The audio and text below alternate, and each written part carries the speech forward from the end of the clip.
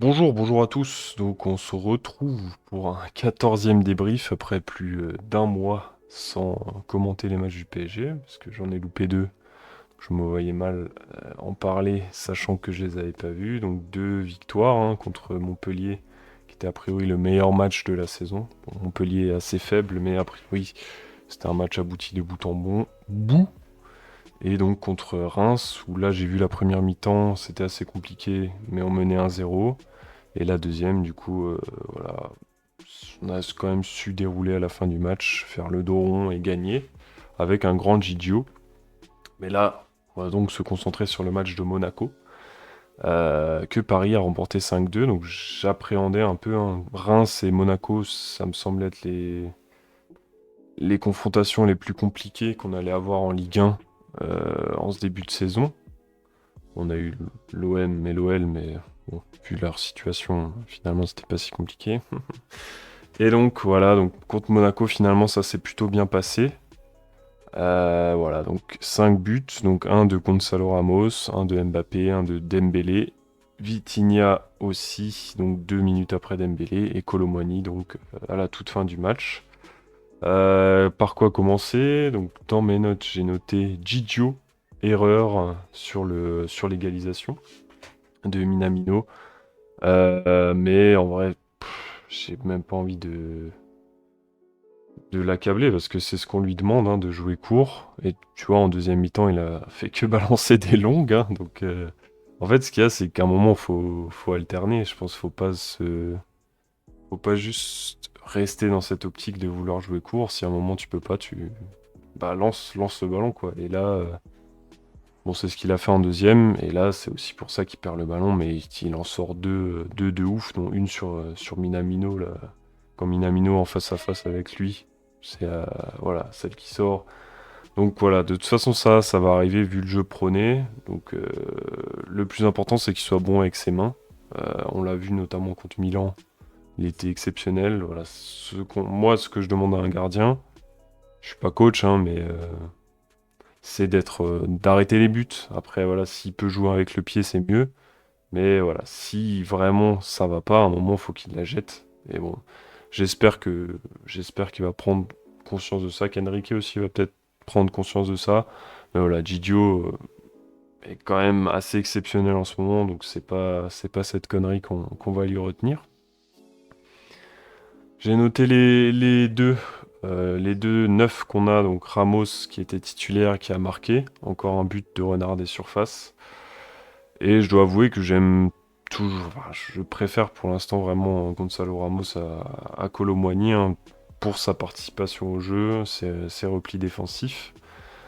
Voilà.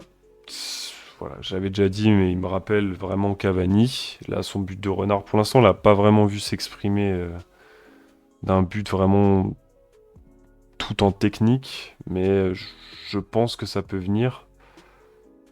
Mais voilà, donc de toute façon, t'as les deux se valent, je pense quand même. Kolo Muani qui marque son but à la toute fin. Donc, pareil, un but de renard des surfaces après qui récupère après un centre. Donc les deux font pour l'instant à peu près la même chose, mais moi je préfère voir sur le terrain Gonzalo Ramos. Donc pour le peu que j'ai vu des deux, à chaque fois j'ai quand même préféré voir Gonzalo Ramos sur le terrain. Voilà, donc on verra ce qu'il lancera à Newcastle demain. Mais voilà. Les, voilà, Gonzalo Ramos me plaît plus. Et il a fait un plutôt bon match. En plus, il a claqué. Ça faisait un moment qu'il l'avait pas fait. Donc, c'est plutôt pas mal. Qu'est-ce que j'ai noté encore? Voilà. On était très dangereux offensivement sur ce match-là. Bah, d'ailleurs, ça s'est concrétisé vu on a marqué 5 buts. Mais derrière, quand même encore des largesses sur le but de Balogun, on peut le voir encore. Donc, c'était pas très grave comme le score était acquis. Mais il y a encore deux trois largesses. Après, il n'y avait pas Marquinhos, mais il faudra voir le petit Lucas Hernandez en centrale, sachant que Mukiele arrive à assurer l'intérim à gauche. Marquinhos Hernandez, ça peut être sympathique parce que Skriniar, qui autant avait fait un super début de saison pour moi, devient plutôt moyen, voire quelconque. Donc à voir la paire Marquinhos-Hernandez si ça doit arriver. Ça arrivera pas demain comme Marquinhos est revenu blessé du Brésil, mais voilà, il faudra voir dans le futur. On va parler de Dembélé, et cette fois-ci, je ne vais pas baver sur Ousmane Dembélé, qui a fait un gros match. Boule, tu m'embêtes. Voilà, donc qui a fait un gros match pour une fois. Pour une fois, pas pour une fois, il est vraiment dans une bonne période en ce moment. On dirait qu'il commence à savoir ce qu'il veut faire de ses pieds. Donc là, son deuxième but, on voit toute l'étendue de sa technique, hein, donc quand il est un peu concentré, quand les fils se connectent. Et voilà, la petite aile de pigeon pour se ramener le ballon, la grosse frappasse sous la barre. Voilà. Et même, il commence à devenir intéressant, il fait plein de passes décisives, il fait des frappes qui sont dangereuses, hein. C'est sa frappe qui amène le but de Gonzalo Ramos notamment. Je commence à bien aimer ce Dembélé, même si forcément il va pas réussir tout ce qu'il entreprend. Mais s'il réussit au moins un tiers de ce qu'il fait, ça peut déjà être pas mal. Parce qu'avant, il tentait beaucoup et il loupait beaucoup. Là, s'il commence à réussir 2-3 trucs, ça va être pas mal et ça va faire chier les défenses adverses. Parce que jouer contre un mec comme ça doit être quand même bien compliqué. Et en fait, c'est aussi pour ça que je tapais sur lui, c'est parce que tu sais tout ce qu'il peut faire. Et voilà, tu voyais qu'il n'était pas, voilà, il était pas dans le bon move. Et là, il commence à l'être. Donc, voilà, il a débloqué son cutter de but. Et j'espère qu'il va en claquer bien d'autres. Voilà, donc je suis content de le voir à ce niveau. Content de le voir à ce niveau. Et bah, j'espère qu'il va y rester et être encore plus décisif. On va parler un peu des milieux, hein. Donc Warren Zaïre-Emery n'était pas là, hein, puisqu'il s'est fait éclater la cheville contre Gibraltar. Et on a Vitinha donc, qui commence à vraiment s'imposer, hein, dans le milieu, qui marque encore un joli but. Ça commence à devenir un peu sa spéciale, les frappes en dehors de la surface. Donc j'aime beaucoup Vitinha, ce qu'il propose. Et on a Fabien Ruiz aussi. Donc on pouvait lui taper dessus, hein, parce qu'il était un petit peu à la ramasse au niveau du tempo. Mais là, il commence à rentrer dans ce tempo. C'est lui qui fait la passe pour Dembélé par exemple. Bon, c'est sur un coup de pied arrêté, mais voilà, il commence à rentrer dans le schéma de jeu, dans le tempo du schéma de jeu. Et ça commence à devenir intéressant. Je vais faire un petit aparté aussi sur Carlos Soler, donc qui est rentré, il me semble, à la fin du match. Mais sur les matchs que j'ai pas débriefé, Carlos Soler, et même ceux d'avant, pareil, il rentre aussi dans le tempo, même si effectivement c'est pas du tout un titulaire en puissance, mais en fin de match, s'il commence à se mettre dans le rythme, ça peut être intéressant au moins dans le coaching.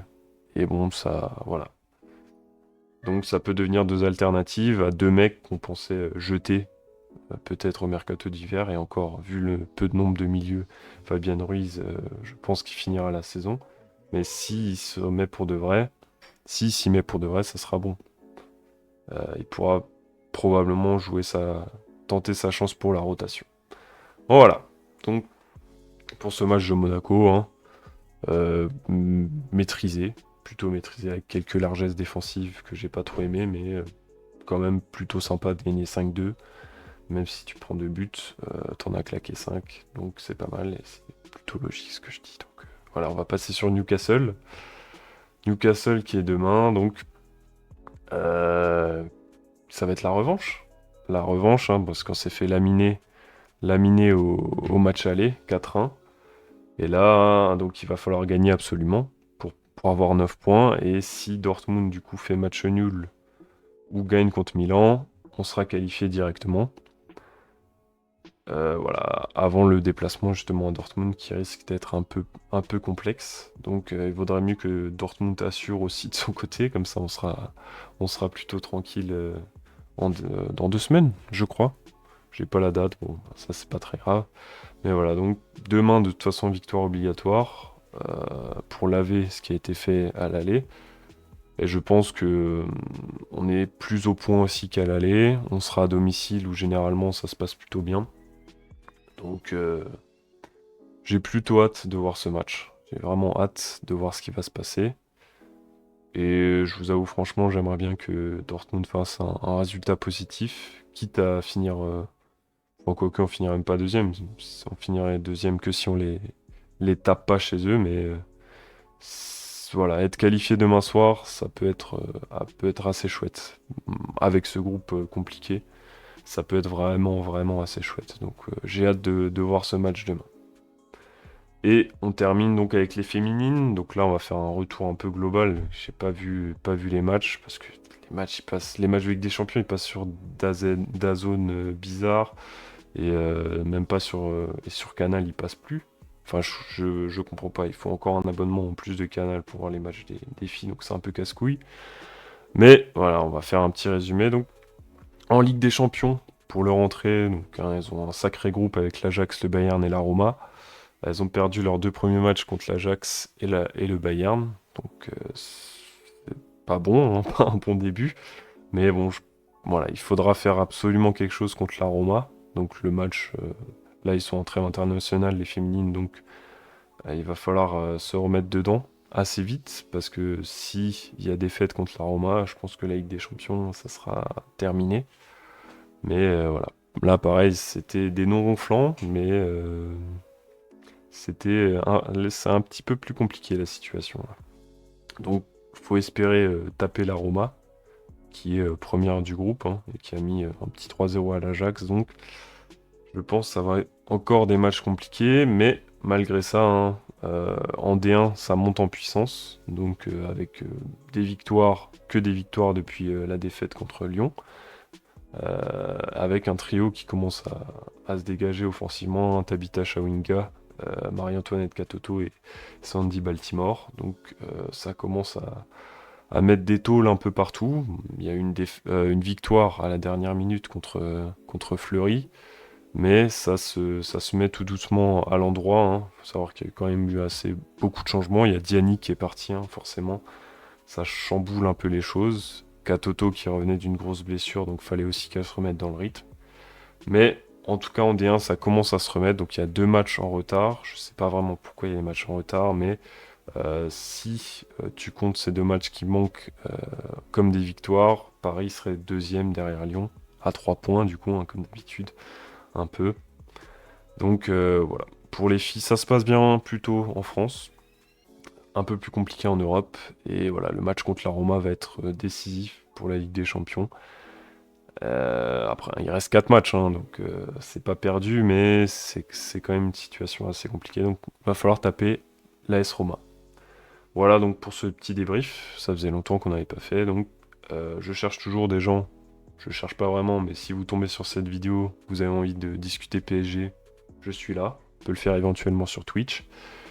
Et sinon, j'ai mes vidéos Esprit SG Legends, donc sur l'histoire un peu du PSG. J'en ai fait une sur Pilorget, Jean-Marc Pilorget, hein, donc le joueur le plus capé de l'histoire du PSG, et sur la création du PSG. Voilà, donc n'hésitez pas à aller voir et abonnez-vous, cliquez sur j'aime, ça me fera bien plaisir. Je vous remercie, à bientôt, gros bisous.